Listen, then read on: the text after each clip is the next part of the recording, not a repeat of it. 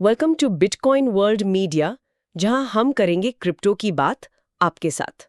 तो आज का जो हमारा ये गहरी चर्चा वाला सेशन है, इसका उद्देश्य एक ऐसी समस्या को समझना है जो हम सबके आसपास है। बिल्कुल, और ये एक ऐसी समस्या है जो आजकल लगभग हर किसी को डरा रही है। सही कहा। आप लोग जरा इस आंकड़े पर ध्यान दें। भारत में पिछले एक साल में साइबर फ्रॉड में लगभग 36,448 करोड़ रुपए की चोरी हुई है। उफ, ये तो मतलब सच में एक बहुत बड़ा नंबर है। 36,000 करोड़ से भी ज्यादा। हाँ, और उससे भी ज्यादा हैरानी की बात यह है कि हमारी जांच एजेंसीज कितना पैसा वापस ला पाईं। सिर्फ और सिर्फ 60.52 करोड़ रुपए। यानी कुल नुकसान के 1% का चौथा हिस्सा भी नहीं। ये तो बिल्कुल ना के बराबर रिकवरी है। वही तो बाकी का पैसा गया कहाँ? वो हवा में तो गायब नहीं हुआ ना। उसे डिजिटल वॉलेट्स के जरिए देश की सरहदों के पार भेज दिया गया। सही पकड़ा है आपने। और आज हमारा फोकस इसी बात पर है कि भारतीय अदालतें और जांच एजेंसीज इस बदलते हुए साइबर क्राइम और डिजिटल करेंसी के खेल को अब किस नए नजरिए से देख रही हैं। क्योंकि देखिए, खेल अब पहले जैसा बिल्कुल नहीं रहा। एक वक्त था जब बैंक डकैती होती थी, लोग सच में बंदूक लेकर आते थे। हाँ, और आजकल वही काम एयर कंडीशन कमरों में बैठकर हो रहा है। एक लैपटॉप और इंटरनेट कनेक्शन, बस इतना ही चाहिए। एग्जैक्टली। और अदालतें भी अब इस नए डिजिटल लैंडस्केप को बहुत करीब से देख रही हैं। अब फिजिकल एविडेंस से ज्यादा आईपी एड्रेस और डिजिटल वॉलेट्स का जिक्र कानूनी फैसलों में होता है। बिल्कुल। और इस बदलाव को समझने के लिए ना हमारे पास एक बहुत ही बढ़िया केस स्टडी है। हाँ, मैं उसी पर आने वाली थी। हम बात कर रहे हैं 315 करोड़ रुपए के पवन रुइया साइबर धोखाधड़ी मामले की। ये case Barrackpore cyber crime police station में दर्ज हुआ था। Case number 57 of 2025। अच्छा, ये वही केस है ना जिसमें कैलकाटा हाई कोर्ट ने अभी हाल ही में मुख्य आरोपी की जमानत खारिज कर दी? जी हाँ, बिल्कुल वही। देखिए, जब ये केस शुरू हुआ था ना, तब लग रहा था कि सिर्फ 544 शिकायतें हैं और घोटाला करीब 97 करोड़ का है। लेकिन जब एनसीआरपी यानी national cyber crime reporting portal का डेटा आया, तो पता चला कि ये 315 करोड़ रुपए तक पहुंच चुका है। बाप रे। और सुनने में आया है कि इसमें 1000 से ज्यादा लोगों को डिजिटल अरेस्ट किया गया था। हाँ, और ये डिजिटल अरेस्ट वाला तरीका लोगों को बहुत डराता है। देखिए, जो लोग नहीं जानते उन्हें मैं थोड़ा बता देता हूं। ये डिजिटल अरेस्ट में किसी को सच में जेल में बंद नहीं करते। ये पूरा दिमागी खेल है। एक साइकोलॉजिकल टॉर्चर की तरह, है ना? बिल्कुल। आपको एक फोन आएगा, सामने वाला खुद को सीबीआई या कस्टम्स का ऑफिसर बताएगा। वीडियो कॉल पर पीछे पूरा पुलिस स्टेशन जैसा सेटअप होगा, यूनिफॉर्म होगी। वेट, मतलब वो नकली सेटअप बनाते हैं पूरा? हाँ, और फिर वो डराते हैं कि आपके किसी पार्सल में इलीगल चीजें मिली हैं। फिर आपको मजबूर करेंगे कि आप घंटों तक या दिनों तक ऑनलाइन रहें। आपको किसी से बात नहीं करने देते। ओह वाह, ये तो सच में आइसोलेशन वाला टॉर्चर है।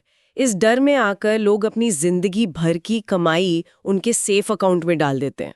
सही कहा। और जब पैसा उन शुरुआती बैंक खातों में, जैसे मान लीजिए एसबीआई के कुछ अकाउंट्स में पहुंचता है, तो वहां से इनका असली खेल यानी लेयरिंग शुरू होती है। हाँ, इस केस में हमने देखा कि एसबीआई खाताओं से पैसा 148 शेल कंपनीज यानी फर्जी कंपनियों के खातों में भेजा गया और वहां से ह्यूगली मशीनरीज प्राइवेट लिमिटेड के 11 करंट अकाउंट्स के जरिए घुमाया गया। लेयरिंग करना बहुत जरूरी होता है इनके लिए। इसको ना मैं एक उदाहरण से समझाती हूँ। मान लीजिए किसी ने एक बाल्टी में लाल रंग का पानी चुरा लिया है। अगर वो उस बाल्टी को लेके भागेगा तो कोई भी पकड़ लेगा। हाँ, बाल्टी ले जाते हुए तो कोई भी देख लेगा। तो वो क्या करता है, उस लाल पानी को 148 छोटे गिलासों में डालता है, उन्हें अलग अलग शहरों में भेजता है। वहां से वो पानी चम्मचों में बंटकर हजारों जगह चला जाता है। अब उसको वापस इकट्ठा करना तो लगभग नामुमकिन है ना? क्या खूब उदाहरण दिया आपने। ये लेयरिंग का मकसद ही यही होता है कि ट्रेस खत्म कर दो और पुलिस को थका दो। एक ट्रांजैक्शन से दूसरे के बीच का टाइम कुछ सेकंड्स होता है। मतलब जब तक पुलिस नोटिस बनाती है, पैसा गायब। बिल्कुल। और यही वजह थी कि जस्टिस जे सेनगुप्ता ने मुख्य आरोपी की जमानत खारिज कर दी, जबकि रुइया परिवार के बाकी लोगों को एंटीसिपेटरी बेल मिल गई थी। अच्छा, तो मुख्य आरोपी और बाकी लोगों में कोर्ट ने फर्क कैसे किया? देखिए, कोर्ट ने साफ कहा कि मुख्य आरोपी सिर्फ फायदा उठाने वाला नहीं था, वो इस रैकेट का मुख्य साजिश करता था। वो सीधे तौर पर इंटरनेट बैंकिंग चला रहा था। ओह, मतलब वही उस लाल पानी को गिलासों में डाल रहा था बैठकर। सही पकड़ा। पुलिस ने आईपी एड्रेस ट्रेस किया तो वो सीधे उसके मोबाइल नंबर से मैच हो गया। और सबसे बड़ी बात, वो इन बैंक खातों से पैसा निकालकर क्रिप्टो में बदल रहा था और दुबई और सऊदी अरब के इंटरनेशनल वॉलेट्स में भेज रहा था। तो उसको एक तरह से रंगे हाथों पकड़ा गया डिजिटल ट्रांजैक्शंस करते हुए। हाँ, आईपी एड्रेस और मोबाइल नंबर मैच होना एक बहुत ठोस सबूत है अदालत के लिए। यहाँ ना मेरे दिमाग में एक बड़ा सवाल आ रहा है।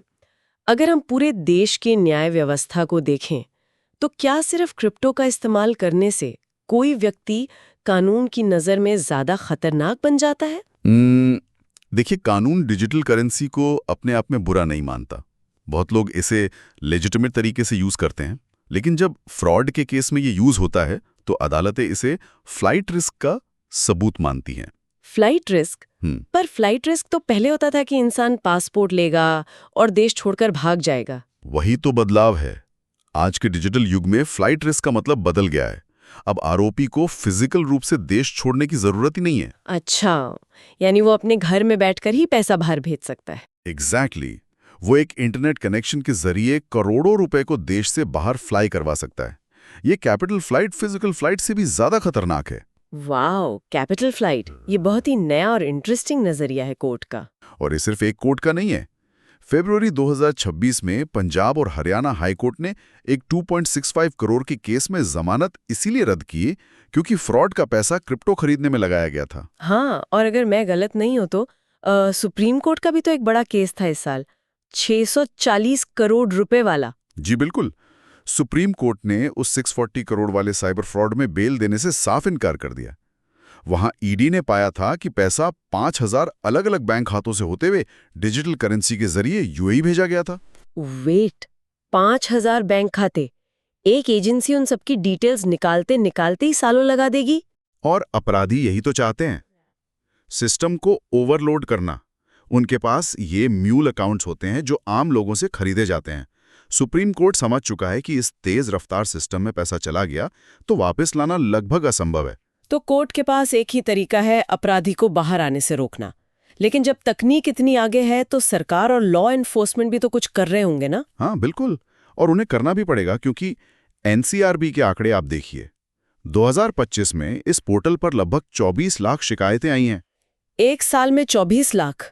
ये नंबर सुनकर ही डर लगता है। और नुकसान लगभग 22,495 करोड़ का था सिर्फ उस एक साल में। ये साफ दिखाता है कि ट्रेडिशनल बैंकिंग रूल्स अब फेल हो चुके हैं। ट्रेडिशनल मेथड्स फेल होने का सबसे बड़ा कारण क्या लगता है आपको? जुरिस्डिक्शन? इसे दिल्ली पैसा गया तो पुलिस अकाउंट फ्रीज कर देगी, पर दिल्ली से कन्वर्ट होकर अगर वो अंतर्राष्ट्रीय क्रिप्टो एक्सचेंज या डिसेंट्रलाइज्ड वॉलेट में चला गया तो वहां हमारा आईटी एक्ट सीधे काम नहीं करता। राइट, वहां तो फिर एमएलए ट्रीटीज वगैरह लगती हैं जिसमें बहुत साल लग जाते हैं। सही कहा। इसी को काउंटर करने के लिए सरकार ने फरवरी 2026 में अपनी नई PRA-HRA आतंकवाद विरोधी रणनीति लागू की है। ये PRA रणनीति से सरकार ने एक क्लियर मैसेज दिया है कि साइबर फ्रॉड अब सिर्फ आर्थिक अपराध नहीं रहा, ये हमारी नेशनल सिक्योरिटी के लिए खतरा है। हाँ, और 1 अप्रैल 2026 से एक और बड़ा बदलाव हुआ है। नए इनकम टैक्स नियम लागू हुए हैं। ओ हाँ, ये नियम तो अधिकारियों को सीधे तौर पर डिजिटल वॉलेट्स, ईमेल्स और सोशल मीडिया अकाउंट्स की तलाशी लेने का अधिकार देते हैं। ये बहुत बड़ा गेम चेंजर है। पहले तलाशी का मतलब था फिजिकल फाइल्स और लॉकर चेक करना। नए रूल्स ने डिजिटल प्रॉपर्टी को फिजिकल प्रॉपर्टी के बराबर खड़ा कर दिया है। अब सस्पेक्ट का फोन सीज हुआ तो पुलिस उसका क्रिप्टो वॉलेट खोलकर ट्रांजैक्शन हिस्ट्री देख सकती है। मतलब डिजिटल फोरेंसिक्स का रोल अब बहुत बड़ा होने वाला है। बिल्कुल।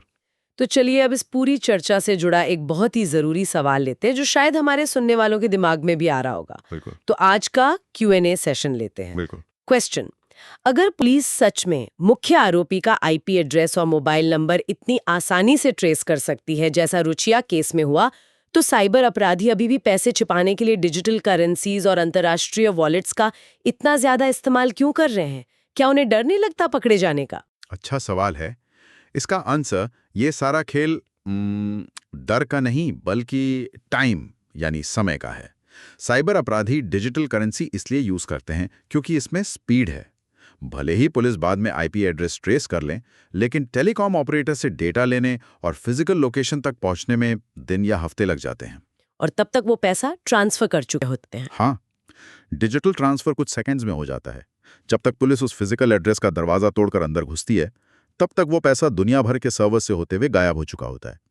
अपराधी को पता है कि वो पकड़ा जा सकता है, पर पैसा वापस लाना पुलिस के लिए बहुत मुश्किल है। ओह, ये तो सच में एक रैबिट होल में गिरने जैसा है। पुलिस एक टेक्नोलॉजी का पीछा करती है और अपराधी आगे निकल जाते हैं। बिल्कुल, इंसान पकड़ा जाता है, पर वो जो चोरी का लाल पानी था वो समुद्र में मिल चुका होता है। सही बात है, पर अदालतें अब समझ रही हैं कि अगर पैसा इतनी तेजी से बाहर गया है तो आरोपी का बाहर घूमना जांच के लिए कितना खतरनाक है। दोनों तरफ से टकराव तेज हो रहा है। हाँ, और ये बैटल चलती रहेगी। जैसे जैसे प्रहार आगे बढ़ेगा और ब्लॉकचेन एनालिसिस टूल्स आएंगे, रिकवरी रेट थोड़ा बेहतर होने की उम्मीद है, पर फिलहाल प्रिवेंशन और बेल ना देना ही सबसे बड़ा डिफेंस है। तो आज के इस इन डेप्थ एक्सप्लोरेशन में हमने देखा कि कैसे एक डिजिटल अरेस्ट से शुरू हुआ धोखा 148 फर्जी कंपनियों से होते हुए विदेशी वॉलेट्स तक पहुंचा और कैसे एक आईपी एड्रेस ने कोर्ट को सच्चाई दिखाई। अब इस चर्चा को समाप्त करते हुए मेरी तरफ से एक क्लोजिंग क्वेश्चन। जब आर्थिक अपराध की तकनीक इतनी तेजी से आगे बढ़ रही है कि पल भर में लोगों की कमाई डिजिटल रूप से देश के बाहर चली जाती है, तो क्या हमारे वर्तमान कानून और जांच एजेंसीज भविष्य में कोई ऐसी रणनीति बना पाएंगी जो सिर्फ अपराधियों को जेल में डालने तक सीमित ना हो, बल्कि आम लोगों का खोया हुआ पैसा उसी स्पीड से वापस ला सके? ये सोचने वाली बात है। वाकई इस पर तो सबको विचार करना चाहिए। डेली न्यूज की जानकारी के लिए हमारे चैनल को सब्सक्राइब कर लें। जल्द ही मिलते हैं एक नए टॉपिक के साथ। धन्यवाद।